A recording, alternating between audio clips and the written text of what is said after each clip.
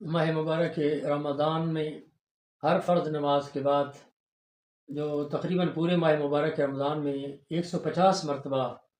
ہم جو اللہ سے دعا کرتے ہیں، یا علی و یا عظیم و یا غفور و یا رحیم، اس دعا کے آخری جملے کا ترجمہ یہ ہے، اور ماہ مبارک رمضان کا فلسفہ بھی یہی ہے۔ آخر میں ہم دعا کرتے ہیں فیاض المن ولا یمن علیک، اے وہ ذات کہ جس کے ہر ایک چیز پر احسانات ہیں لیکن اس پر کسی کا کوئی احسان نہیں ہے۔ منا علی یا بفقا کے رقبتی من النار، اے میرے پالنے والے، میرے اوپر یہ احسان فرما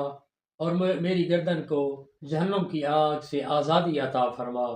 برحمتک یا رحم الراحمین، اے سب سے زیادہ رحم کرنے والی ذات۔ تو اس ماہ مبارک رمضان میں یہ دعا کثرت سے 150 مرتبہ اس کی تلاوت کی جاتی ہے۔ اللہ تعالیٰ سے دعا ہے کہ ہمیں جہنم کی آگ سے چھٹکارا عطا فرمائے اور جنت کی ہمیشہ اور ابدی نعمات سے مالا مال فرمائے۔